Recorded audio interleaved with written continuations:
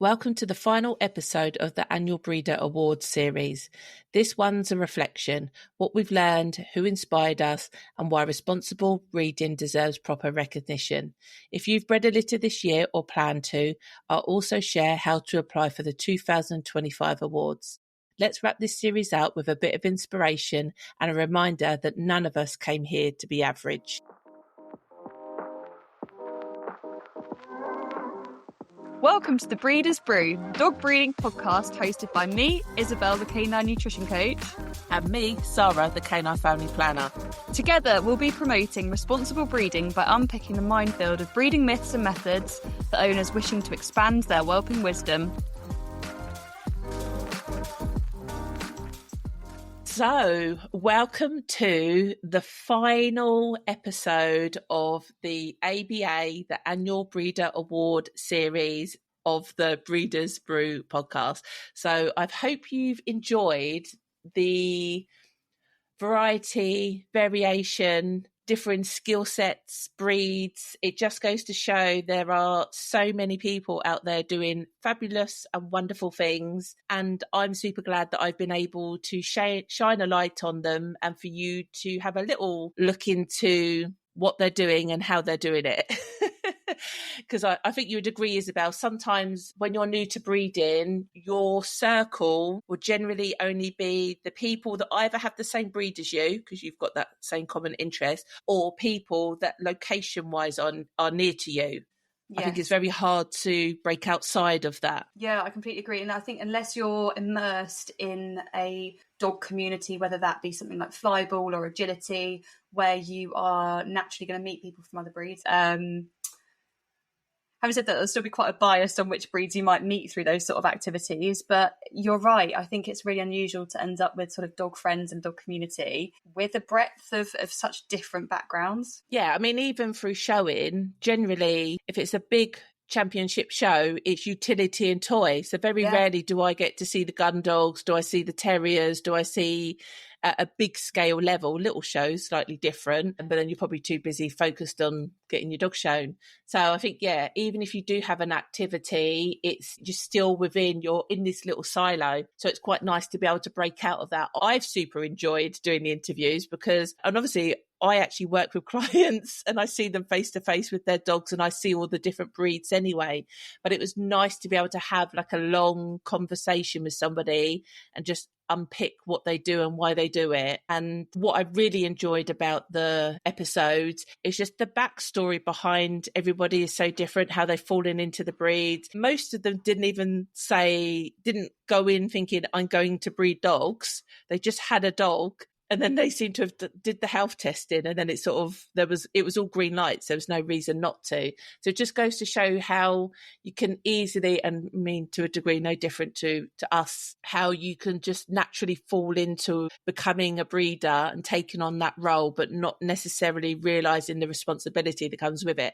And I guess that's the whole reason of Breeder's Brew, being a brew crew member, is that we help people realise some of the responsibilities and some of the impacts it can have if they're not done right. Yeah, absolutely. And I think enjoying the journey is so important as well. And I think when you go into breeding with no intention of breeding, as in you're a loving dog owner and you think you'll just try it out and you're learning everything for the first time and you may not have the dog community around you, I think it can be really daunting.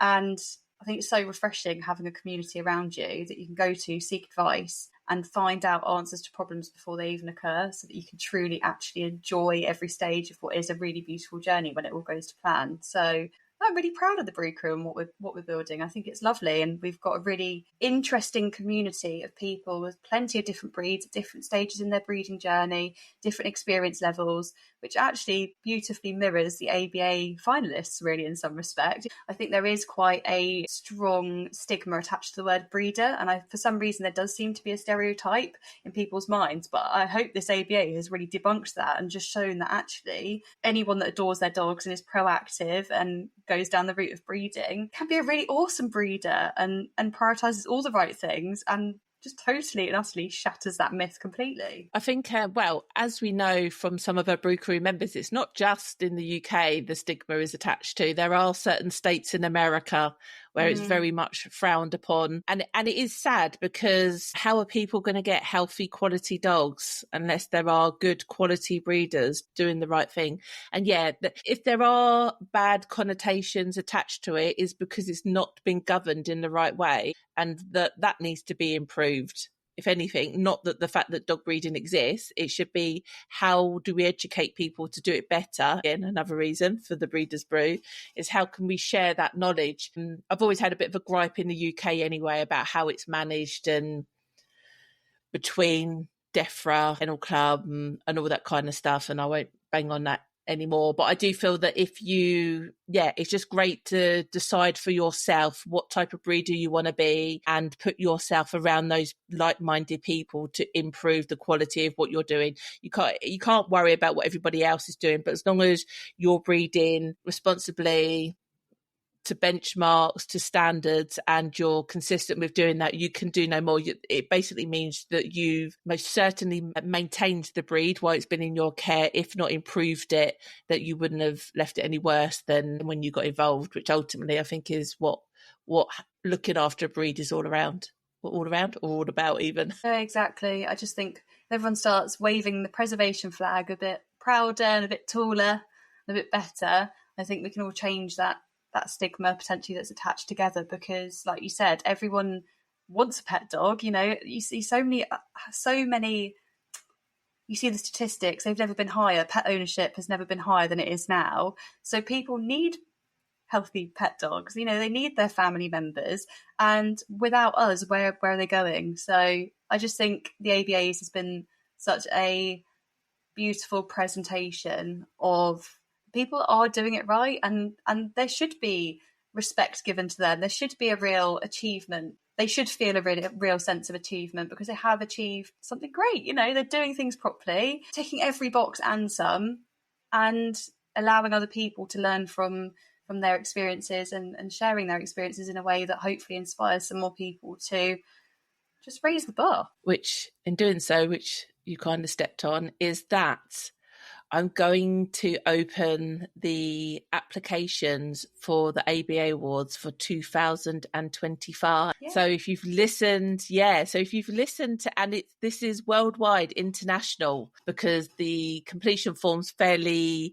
detailed of the evidence that you'd need to provide to justify the category that you want to apply for. But it's very much open to all. So there will be a link on breedersbrew.com website for you to, and we welcome you to apply. The more the merrier, because we want to correctly recognise and reward good people doing good things. And the problem with dog breeding is that no one really talks. I think with dog breeding, we just go, we got some pups and we kept them alive. We've done a good job. We don't always necessarily retrospectively look back at how we got to that point, how we can improve it, what we do really good, what we could improve on. So I think this is the ABAs is a really nice way of being recognised for the good work that you're doing, because otherwise it doesn't go recognised unless you happen to have a dog activity and you compete, and then that one dog that you bred actually goes and wins X, Y, and Z. But there's a lot more dogs out there that will never be in that situation, but they're still really quality, healthy dogs. So yeah, the first bit of news for this episode is that ABA's, the Annual Breeder Awards for 2025, officially open. There's a pretty long window, because I know we're only halfway through the year. So if you already think that you smashed it out the park this year, then obviously apply straight away, tick the box, and then we'll be in contact as and when we go through all the nominations. But it will be open until the end of the year. So if you've not had your litter yet, don't worry. The window will stay open, so it's fine. But obviously, when you have your next litter or any breeding experience, bear in mind the evidence that you could collect to justify why you should win the award and why you're so amazing. I'm all for pictures, all sorts, testimonials, feedback, all the things. Like, we're here for it all. So just bear that in mind. But as I say, it's not anything to be scared of. We most certainly welcome anybody that has listened to the episodes and thought, I do that, or I do that, and I do this, this, and this, and this. Then we want to hear from you, because we want to give grassroots dog breeders the recognition they deserve. Beautifully said. I couldn't have said it any better myself, Sarah. Absolutely. I hope everyone feels really inspired to get involved. And I know for a lot of people, it's not something they do very often, which is, bigging themselves up, being a bit braggy. But actually, sometimes you have got to give yourself a pat on the back, and it can be a really gratifying experience sitting down and reflecting on how well you're doing. Because, the fact you're even listening to this and listening to me and Sarah chat dogs just shows genuinely how passionate you really are about doing things properly. Otherwise, you wouldn't be here. So you might as well do an application because you're already halfway there. Well, I'm going to say straight away, there are 3 benefits to applying. Whether you win or not, the 3 benefits will be because you're reviewing and reflecting on actions that you've already done, you will learn because you're reviewing, you're reflecting, you're going to see things that you could have done better or things that worked really well to know whether you should do that going forward. So automatically you will improve on your existing protocols because you're reviewing on the effectiveness of them. So without a doubt, like straight away as a freebie, you're going to do better next time. The next one is going to give you confidence because you're actually seeing what you do, or because it's so easy just to muddle through and to get on with what you're doing. And for instance, I had a conversation the other day and they said, rearing the pups is the easy thing. Like, that's fine. But we still have 15 other dogs to look after. So and it's true. Like, if I just had to sit and look after my babies, my little puppies, and that's it, but life still goes on around you. So that's to be able to continue to meet the needs and demands of your adult dogs, as well as rear puppies to top-notch quality and entertain puppy inquiries and promote your breed and do all the things. You cannot underestimate that. So when you start sitting down and looking at, all these things that I do, it's going to give you a confidence boost without a doubt. And then my final one is promotion. Like, who doesn't want to win a award? You'd be crazy not to. And even with the ABAs, obviously the winners get the promo, the finalists got a lot of promo, but we try and engage everybody at all the steps all along the way. That we want you to be able to we want to be able to give you some credit that you can then say, hey, everybody, I've actually been doing this, this, and this. These people agree. This is what I've done. And that's how I'm different to everybody else. That's why my puppies are worth this amount of money, or that's why I breed this type of breed, or whatever it might be, whatever your niche is. I think it just gives you a bit of credit that you can go and shout about and share, as you say, which Isobel's already said, doesn't naturally come to a lot of dog breeders, and culturally sometimes is complex. And then also thinking about, those people out there that they know I'm a dog breeder, they're gonna give me an earful. But at least now you've got a counter of going, I breed dogs, but I've won this, this, and this. And so I'm not scraping the bottom of the barrel. I'm doing really quality work with quality dogs. So to me, instantly 3 amazing benefits of applying. So why wouldn't you? Absolutely. And all that we've heard is great feedback from everybody that was part of the ABA podcast interviews so far. Every breeder said how much they loved the opportunity and that actually they found it really enjoyable, and they'd never in a million years have considered doing a podcast, let alone any type of interview or recording. And they really enjoyed it. So it just goes to show, push yourself outside your comfort zone and you might find a new hobby. Isobel, shall I talk through some highlights let's of reflect. the episode? We're always saying how important it is to reflect. Let's reflect ourselves. Yeah, so I'm going to name a few of the interviews or a few of the points that I found interesting, intriguing, and that I thought everybody could benefit from. So the first one is Jackie Mullin, who was the Holistic Award winner, and her story of her Whippet, Elsie. So this was an interesting one because, and unfortunately, it was a slightly short episode because we had gremlins in the recording equipment at the time, and so unfortunately, we lost a lot of some of the information that Jackie talked about. But I thought this was a really interesting one from the point of view how Jackie had followed advice of people that was in her breed, and also fairly local to her, but some of them not, some of them still far away, because she had the competitive element, because she races them, I believe, from what I can remember. And they kind of took her down a path that she didn't need to go down, that ended up being a dead end. And they took her down that path twice for her to realise, no, I need to start from the beginning. I need to dot my I's, cross my T's, follow a systematic process. And I've said this before that the most successful breeders that I experience are the ones that are systematic in their approach to breeding, regardless of the breed, regardless of the female. They will do the same things for every single dog, because then if it doesn't work, it's easier to find out by process of elimination what potentially is the glitch that they need to go and fix. So Jackie had been sent down this path twice and it was a dead end, and then she realised she had don't say come to Jesus moment, but maybe not say that on this podcast, but she had a moment where she realises that she needed to be systematic with what she did and follow experts' advice. That was me and Isobel with supplements as well, and stick to that until it was successful, and it was successful. So I think this highlights sort of two things of having a process, but also that spending the right amount of money up front could save you money in the long run, because she had 2 previous misses, which ultimately still meant she had to meet up with studs. She still paid stud fees. She had half-heartedly ovulation tested. That was one of the problems.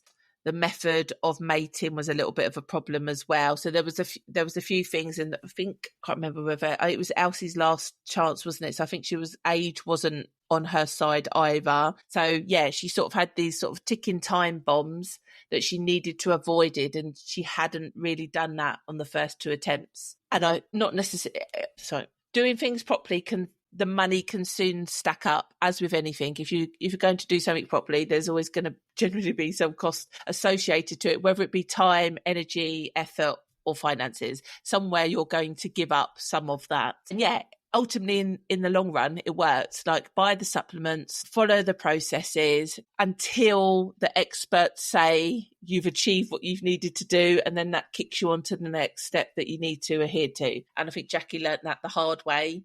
And I think now, I don't believe she's going to breed anytime soon, because she kept 2 puppies out of that litter because they're so special to her. So unless eventually she wants to breed from those girls, there's no immediate plan for her to breed. But I have no doubt when she does next breed, she will be very systematic in her approach to. She's now learnt the lesson, basically. Yeah, and I think for me, you highlighted the biggest takeaway there so well, is how important it is to have a process, but not only follow the process, but always reflect on it and then improve it. Because you might sit down, create the best process, and you think, I've got this all mapped out, I know exactly what I'm going to do. You follow it to a T thinking that that's perfect. And then it's not until it falls over that you realise that there's space for growth. And it's the best open-minded, most loving dog owners of all that really take the time to sit down and actually improve that for next time. I think Jackie did that by the bucket load, where she thought, actually, I've had 2 really gutting experiences. I had, like you said, she created this plan with trusted advisors, albeit it wasn't the best source of advice, but at the time it was potentially the only place she had to go. And it just goes to show, actually, no, she sat down, she approached more experts, got more advice, really, really, really, really drilled down into every nitty-gritty part of her breeding plan and thought, right, well, where did I fall over? Identified those areas really well and proactively managed it so that next time around she was ticking every single box as part of that journey. And look how successful it was. And I'm absolutely chuffed that she got the outcome that she so desperately deserved, because the learner attitude and how open-minded she was fantastic, even after such devastating 2 misses. Because a lot of people at that point would just throw the towel in or think, well, I've only got one last shot, I'll just give it a go. Whereas Jackie actually gave it everything. Yeah, and one of the things Isobel and I are keen about in regards to the Brew Crew is that we're basically putting together models and processes for people to follow. It's not a free-for-all.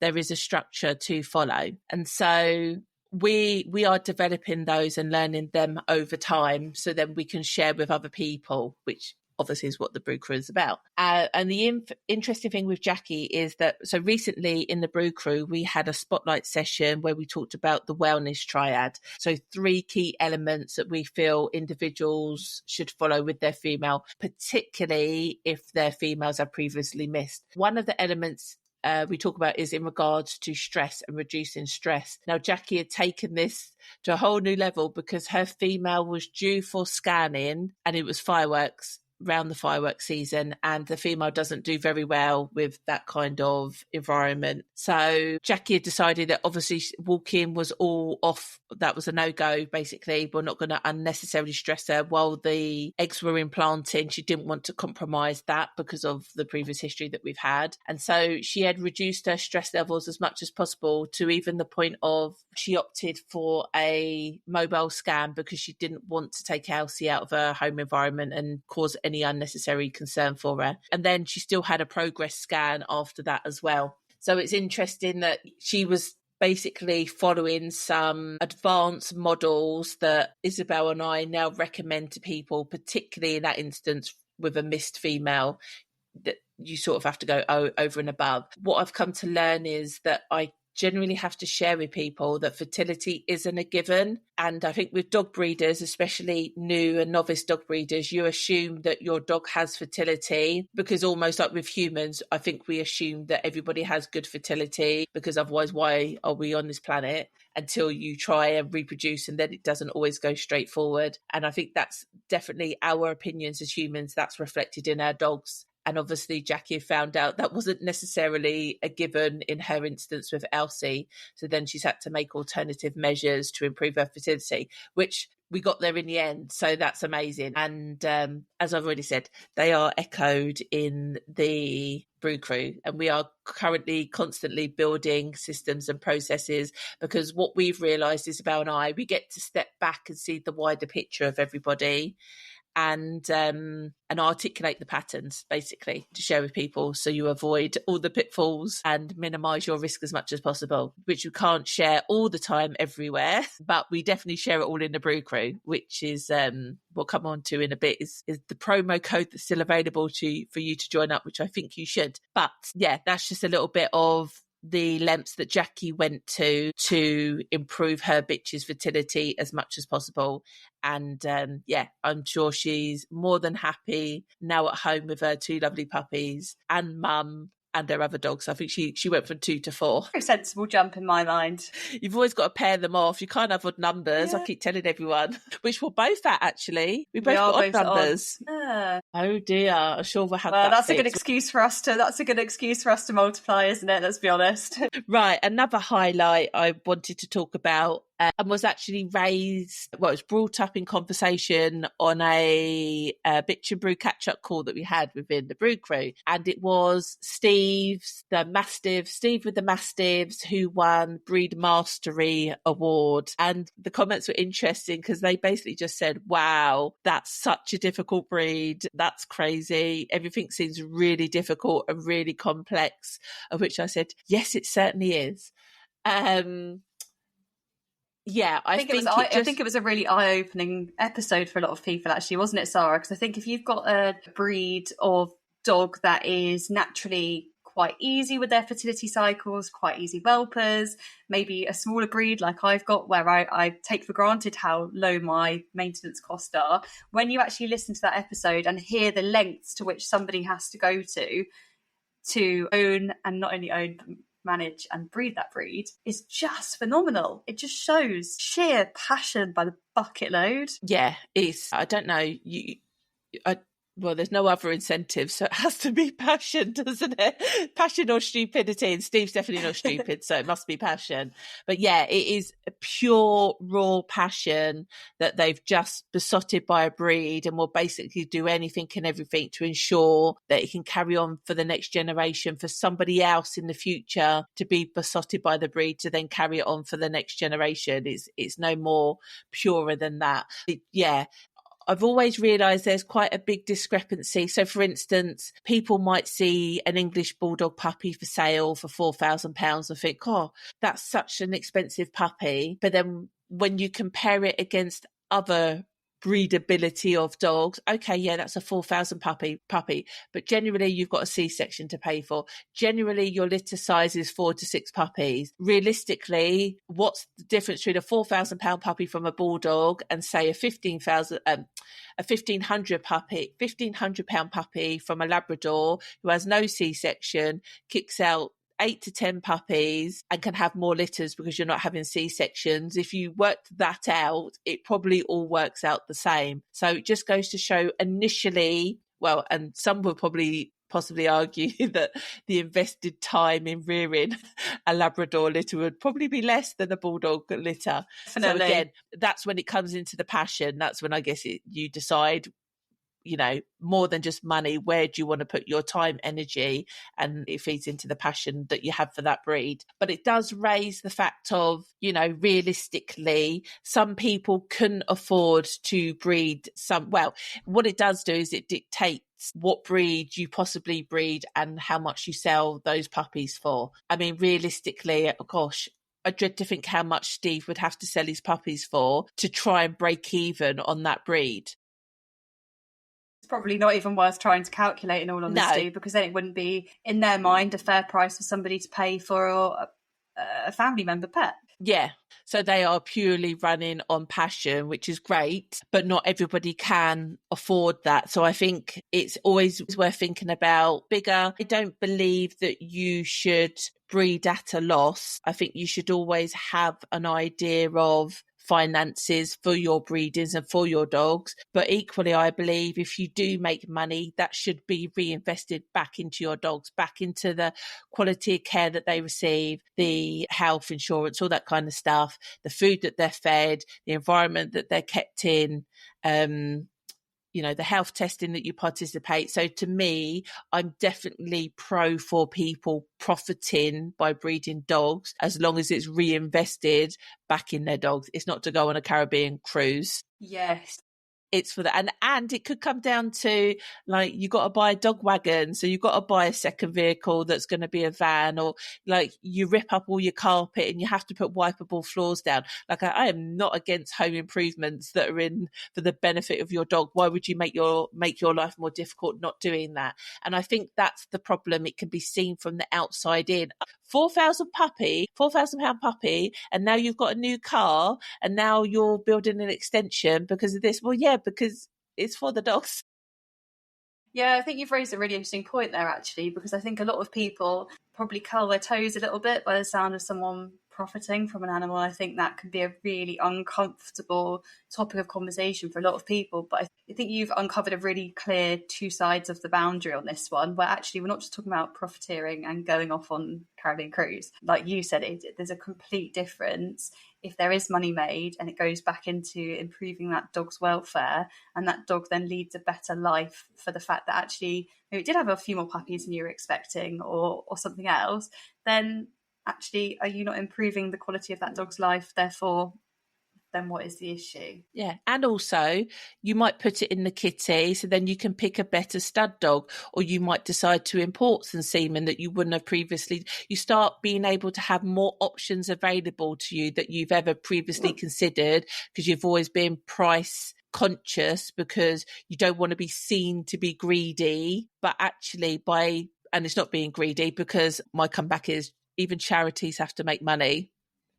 Like, otherwise, and help. Yeah, exactly, to help. Yeah. So, and that's what feed we're the children, doing. quite literally. Yeah. Like, if the charity is to feed the children, they need to earn money to feed the children. So, yeah, I suppose, that makes sense what you're saying, Sarah. Yeah, so I just like, so no breeder, we're not charities, but even if we were charities, you still need to make money because you got to feed the kids, you got to feed the dogs, you want to be picking the best stud dogs. And so I think sometimes, because people I've gone on tangent here and apologise, but because sometimes people don't want to be perceived as greedy, they undercharge for their puppies, which ultimately squishes them in what's available to them or what they can do. And so then they could potentially start cutting corners. And then that's a detriment to the dogs. Bizarrely, it doesn't make any sense. Like, to me, this day and age, there's no reason why any bulldog ever should be bred that hasn't been BOAS tested. It's a £50 test. There's no excuse. Literally, there's no excuse. It's like you run around a car park and they listen to them. They don't go under, they're not screened in any difficult way that needs to have chemicals, scans, this, that, whatever. You run around the car, they listen to the breathing, you run around the car park, they listen to their breathing, they score you. That's it. So now I know the score of my dog. I know what I can breed her to for £50. There's literally no excuse for £50. It's crazy. So anyway, I think what's come out of that is that yeah, Steve has very high maintenance breed for all the right and wrong reasons, because of the size of them, because they're vulnerable, because they're so difficult to breed. Like, there's tons of reasons. And it's so great that he is willing to put in all that passion in keeping that breed going. But realistically, some people wouldn't be able to, and they have that same passion. So then if you want to keep with that, whatever breed it is, you want to keep with that, then you've got to work out what you need to do to make it happen. How can you make sure that all the boxes are ticked, the finances can happen for you to keep this breed going? And if it's put your puppy prices up, then put them up. But as long as you can justify, because you're doing your health testing, because you're rearing it a certain way, because you're doing these things, there literally shouldn't be a problem with it. But I'm very keen for us not to chase to the bottom of the barrel, which is sometimes I think what happens, because people don't want to take dog breeding seriously. And because they don't take it seriously, they could just not do the responsible stuff so they can sell the puppies cheap. So they're not seen as greedy. It's so bizarre. Yeah, you're right. I think that's a really strange psychological model that's at play, actually, because surely we should be proud about the amount of money that we've invested in our puppies, and proud that we've spent hundreds and hundreds of pounds doing puppy culture and health testing and choosing the best studs possible and spending tons of money on all the fancy pedigree certificates and really doing fantastic puppy packs and all the things that you should find exciting if you're being a proactive dog owner that's bred and having a litter. I mean, put your money where your mouth is, enjoy it and do it properly. But I understand that comes at cost, quite literally. So I think it's a really important discussion, actually, puppy prices, because unless you are running as a charity and you can give every puppy away, then that's fantastic. But that puppy will have cost you a lot of money if you do it properly, for sure. Yeah, which brings me on to my final highlight, which was Di Stevens, Willenborough Labradors, who banged on about marketing non-stop, hallelujah, because she was the only one to be, I love Di, she's as honest as it is, she tells it how it is, and she does it the right way. She takes it seriously, she charges the right money because she breeds top tier. She's not going to sacrifice anything for some money. She says, no, I do everything properly, but it all comes at a cost, because that's where my benchmark is, that's where my standards are, and I wouldn't want to breed any less than that. So I hope people enjoyed listening to Di's episode, because she comes from a very different angle, and I think it probably is from her previous, I never realized that she had some previous marketing background, like a whole pre-dog career, and so it's really good to see her apply all of that knowledge into dogs, which definitely doesn't happen enough, because people are scared of it, because then they're worried that they're seen as professional or greedy and all this kind of stuff. But to me, I've had it myself, where people go, oh, you're very professional, and I know you've had this comment as well, or you're very professional, so they think that you breed dogs commercially for money. Like, no. This couldn't be further from that. No. Literally, yeah, couldn't be any further. No, we've kept them all, and you're having the only one that we're not keeping. Shock. Exactly. So you're like, no, I have a whole other job where I have money. But what I explain to my people is that, no, these are my internal benchmarks of what I think all breeders should be doing. I'm not going to lower my benchmarks because I don't have to do these things because it's not expected. This is my and that's what I loved about, to quote Adam, and I loved it when he said it. So he was Adam Mail, the Rising Star winner, and he said, who wants to be average? And I thought, yeah, why do you want to breed and be average? I don't want to do anything in life where I'm average. I'm not an average person myself. Definitely not size wise, that's for sure. Definitely not shoe size wise either. Definitely not vocally, I'm loud. So why would I breed average dogs? I wouldn't. That's just not me. I'm not average. So why am I happy to be average with breeding my dogs? Obviously, I started showing, which takes you out of the average, but you can see how people show dogs and still breed average. And I was like, no, the whole experience that I want to give my puppy owners from beginning to end would not be average, and it isn't. And then that's good, because going back to the awards, that gives me confidence that because I'm not breeding average, I can charge this puppy price because nobody else is doing what I'm doing.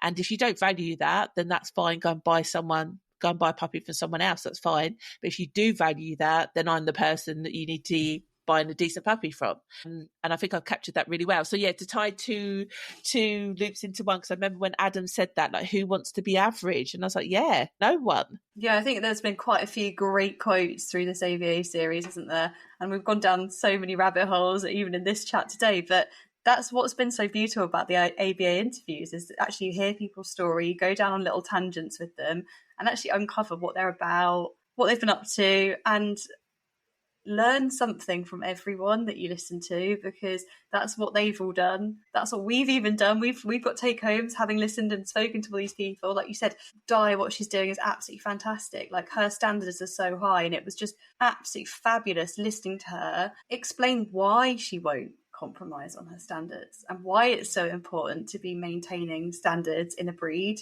maybe where other people are doing the absolute bare minimum. She doesn't want to be average, and that's fabulous. Yeah, she's definitely far from it. Even her whole setup, her vision, yeah, the quality of her studs, how consistent. Isobel, I think we recently had somebody trying to book in for ovulation testing, and they basically cancelled and said, oh, I'm not going to bother testing because my stud's only available on this day. That is exactly what happened. Yes, I'm correct. not quite sure of the stud service that is, where Di is at the opposite end of the spectrum. She's like, no. Again, she has the processes. She recommends to everybody, I strongly recommend that you progesterone ovulation test. These are the people that I recommend. Keep me updated with the results, the mating, and then we know exactly when the mating should be. She even has backup if she's out the country. She still has somebody make sure that matings happen. She has me on standby should I need to be drafted in. Like, she has everything so organised, good flow of processes. And then obviously off the back of that, you know, she does all the paperwork. Even when you go and use her stud dogs, you get it's all printed out. You get all copies of all the stud dogs paperwork all given to you. Then even she'll say, when you have the female scan, she tells everybody that they should be scanning their dog. When she's confirmed in pup, well, she even says straight away, do you want me to put the breeding announcement on my website? Some people say yes, some people say no. She'll say, once she's scanned in pup, let me know. I'll update. She's constantly updating her website. And she has a website as well as her Facebook groups, and she has multiple Facebook groups as well, because she has her breeding one, she has a gun dog training one, and she has a owners one. Could the woman do any more? I mean, you know, seriously. So yeah, you pay the premium, but the service that you get, you probably won't appreciate unless you was to go somewhere else and realise that you get none of that whatsoever. Yeah, exactly. And it's just lovely to be able to recognise that she is going to these lengths and doing things so far beyond what most, if not the majority, of other studs are doing, not even just in her breed, in dogs in general. So yeah, round of applause. Yeah. Oh yeah, she's top. Yeah, she's, as you say, it's all breeds, without a doubt, all breeds. If I saw more people doing what she does, the dog breeding world would be a very much happier and safer place, that's for sure. So that kind of brings us on to, you need to join the Brew Crew, basically. I don't know how, because we want to work, don't we, Isobel, with people that want to aspire to those kinds of levels and those kind of standards, and that want to be able to have clear systems and processes that they can follow regardless of where they are in their breeding journey.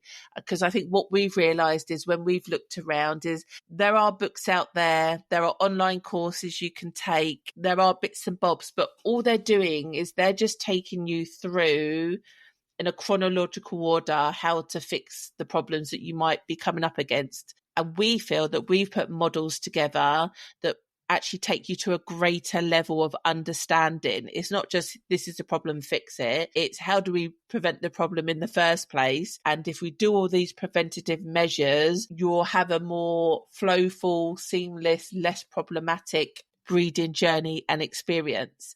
And these are models that don't exist. Like, they don't exist anywhere. No one has any breeding models, as far as I know, in existence. No, because I think, like you said, most people view the process as a really chronological tick box exercise, and that's the opposite to what we see it as. At the end of the day, we're working with biology, living, breathing beings, part of our family. You know, they deserve to be respected. It can be a really difficult process, and actually, the more you take time to understand the nuances as to what can go wrong, and mitigate the risks, the better. So yeah, we've really taken some serious time to put together some models, some teachings, spotlight sessions, to really drill down on these most imperative sections of breeding that nobody else is talking about. You know, yes, you can probably go and do a course and it will teach you what a natural mating should look like. How long is a dog's pregnancy? What do you find out at an ultrasound scan?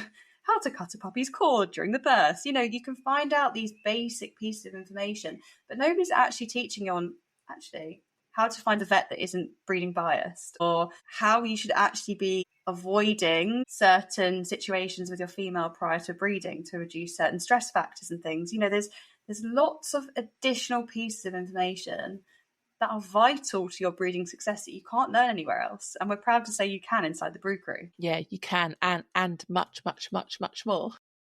Yeah. Which brings us on to, obviously, we've had for this entire series, we've had the PodFan50 promo code running, and it will be coming to an end. So you really need to get involved. If you don't want FOMO, you should go to breedersbrew.com, click on the Brew Crew tab and register, and stick in that promo code when it asks for it, because we've got a spotlight session coming up, haven't we, next week. So if you sign up within the 3 days of this being published and the spotlight session, you can attend the spotlight session firsthand and enjoy the delights of what Isobel and I have for you, which is a big one. It's kind of what we've alluded to throughout this episode, which is about breeding, budgeting and financing, because there's a whole model that I'm not going to talk about here that people need to understand and appreciate, because it will change how you breed and why you do stuff once you understand the model and how it's going to impact you and your breeding experiences. So we would love for you to be on that spotlight session with us. So you need to go to the website breedersbrew.com, hit Brew Crew, sign up, put in the PodFan50 promo code, which means you get 50% off your sign up. I don't know if we were saying that or not. I can't remember why. So you need to put in the promo code so you can get a huge beginning discount, that's for sure. Obviously, we've got all the breeder briefs in there for you to have a listen to. There's all the previous spotlights of the wellness triad, the relationship roadmap, the stud options. We have a whole sheet for you to complete in regards to finding a quality stud dog and having, which obviously if you filled out on any of Di's dogs, she would actually breeze it and tick all the boxes, and it'd take you 5 minutes to complete. But unfortunately, not everybody offers that kind of stud service. So you need to find that out before you're in that situation. So we strongly recommend, if you are a listener, that you should come and join us inside the Brew Crew and become a Brew Crew member, because you get to talk to us direct. And obviously it means that we can actually help you personally with your dogs and your experiences and what you're going through. We always have to talk quite generic to a degree on these podcasts because we don't know enough about you. So at least inside the Brew Crew, we know more of you, that we can help you even more. Absolutely, because as we always say, there's 3 things that matter the most when you're getting advice, and that is breed, background and brain. There's 3 things that matter most when you are either getting advice or giving advice, and that is the breed, the background and the brain. Because unless we understand those 3 key points, we don't know what advice to give you. We don't know what experience level you're at, what type of mindset you've got, or what breed you've got. Whereas that's the benefit of being inside the Brew Crew, is we get to know each other. You get personal time with myself and Sara in our Bitch and Brew catch-up calls, where we can actually really get to the bottom of what you've got going on in your breeding journey. So whether you're just starting out for the first time, or you're having your 101st litter, but actually you're thinking about importing semen for the first time, or going down the route of the frozen breeding, it doesn't actually matter where you are on that scale. But the point is that we can really come together and give you some really beneficial personal advice that will benefit you, because every day is a school day when it comes to breeding, and that's never something to be forgotten. So there is no specific experience level that you need to have to be inside the Brew Crew mentorship club. It's purely for anybody that just doesn't want to be average. If you want to come and get involved, do better, be better than average, and come and find a group of people that are all aspiring to do their best for their dog's sake, then you're in the right place, because we sit and chat dogs every week. We have a touch point. We're either giving you some crazy valuable advice, or we're jumping on a call. There's something going on every single week inside the Brew Crew, just so that we can help you, so that you can enjoy a better, seamless, stress-free breeding experience. And really about finding your community as well. As we always say, it can be really isolating when you're a dog owner and you maybe don't have friends in your breed or locally, or maybe not at all. Maybe none of your friends have dogs or don't breed. So I think that's a really lovely aspect, and something that I'm really enjoying, even as sort of, one of the leaders of the Brew Crew. I'm really enjoying the fact that every week we're sitting down, we're chatting and coming together as like-minded individuals. It's a really lovely experience. Even since we've had the Brew Crew up and running, I've set up my own Bulldog owners sort of equivalent, where it's mainly for my puppy owners, but also for anybody interested in a Bulldog going forward. And we only have a call every 2 weeks, and we have a Zoom call. We get on, everyone sees each other, we have a catch up, and the ideas that come out of that. I mean, I've owned a breed virtually all my life, all but 6 years of my life, and there's still new information to be learned. Just having the power of other people's knowledge and experience is, you can't ever, because it's constantly changing, it can never really truly be captured. You can never capture it and go, oh, I'm done with that, tick the box, let's put it to one side. It's constant, it's false, it just keeps going. I quite like that, because it, as you say, it means you're not average, and actually it means that you push yourself to the front of the queue, like you're on the edge of what's coming next, which I quite like, because it gives you longer, you can see it come in, so you can have longer time to react and to plan, and it becomes less traumatic and less of a drama, because you've just opened to that vision all the way round. So yeah, it is I think the Brew Crew is amazing anyway. I've been in other mentor groups myself, so I think this is also an interesting perspective to come from, because if you did school and you left school and then you've never been in any kind of mentoring coaching program, it seems quite alien. And then it seems even more alien to be that it's dog related, because it seems so far apart from anything that seems professional or commercial, or like there's a really obvious driver behind it. So I don't know whether sometimes that's the element that holds people back, but just being around people that are on the same mindset of expectation, I think is just a great feeling, because you only spiral upwards, in my opinion. It never goes downwards. And so yeah, if there's anyone that's ever been in a recognized mentoring program, then the benefits of it, and you can equally benefit from the Brew Crew, because we do exactly the same stuff there. It's just as good. It's just the setting's much more informal and much more friendly. Of course, we're dog owners at the end of the day. We're dog people, not tech gurus or anything else, but exactly that. And I think you touched on it there, Sara. What's the saying? You're the average of your 5 closest. The 5 people that you're around, really. Yeah, the closest to you. Yeah. So when that comes to breeding, you have got to think carefully about who you're getting advice from and things like that. And in the Brew Crew, I mean, you can tick off all those 5 nearest points of people that are all dead open-minded, really proactive, and everyone just is lifting each other up. I just think that's quite rare in this day and age as well, to find a community where everyone wants everybody else to benefit and do better. And it's very wholesome. I'm really enjoying it. And I don't know if we've ever actually explained have we ever actually explained what the Brew Crew actually includes, Sarah? I don't know, as well. So for those of you that maybe haven't heard about the Brew Crew, we might have jumped in a little bit too soon there, it's probably worth us pointing out what actually happens inside our virtual clubhouse, isn't it, Sarah? So essentially, it's an online platform for people to get together inside our monthly membership. There's no minimum commitment. You can join, stay for the duration of your breeding journey. Obviously, the longer you stay, the more value you'll get. Every month, we sit down and we give a spotlight session, which is a mini masterclass that Sara and I put together on one specific, very, very important part of dog breeding. So it will be relevant to you regardless of what experience level you're at, regardless of what breed you've got or what type of mindset you've got. We design these spotlight sessions very, very carefully so that you walk away from the session and not not only having learned something with a tangible outcome. So there'll be an activity afterwards, you go away, you apply it to your dog, your breeding, and really go and action the points that we've talked through. You then obviously have calls as well, so you can actually we'll jump on a video call, have a chat, really discuss what's going on, any questions you've got, have them every month as well. And we also have behind the scenes podcast episodes that are even longer, even juicier, and even more full of valuable information than our Breeders Brew podcast is. Did you even think that could exist? Because it does. They're called Breeder Briefs and they are inside the Brew Crew membership.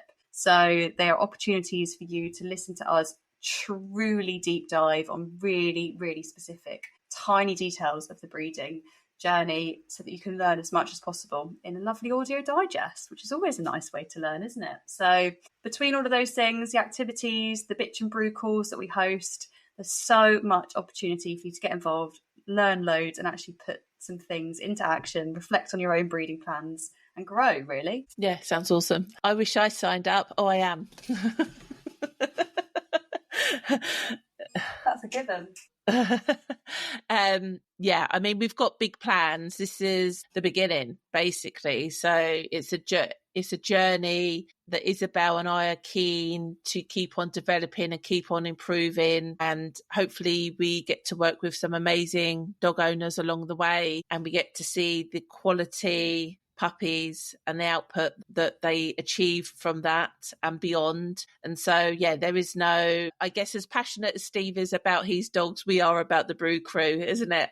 I think that would be fair enough to say. So, yeah, like, we're all for the more the merrier. We see lots of people with lots of challenges, and the Brew Crew generally got the answer. Absolutely. So yeah, like, definitely. So there's two things you need to do from this podcast. It is that you need to instantly go to breedersbrew.com, click on the Brew Crew, sign up with your promo code of PODFAN50 and get involved straight away. If you do that super, super fast, you'll be on the next spotlight session, which is a biggie, about like, how do you price your puppies, the finances and the budgeting behind breeding. And you need to, if you've already had a litter, then you need to consider applying for the ABA 2025, the Annual Breeder Awards 2025. Yeah, apply. There will be a link on the website. Basically, if you go to Breeders Brew, there should somewhere be on there ABAs, and you can apply. It'd just be a Google form for now, maybe a few little options that you can upload some information. So we've got some basic details, and then we'll take it from there going forward. So I strongly recommend that you do both of those during this week as soon as possible, and have a sense of satisfaction that you've pushed your development and your exposure for your dogs forward. Yeah, 100%. And what do we always say?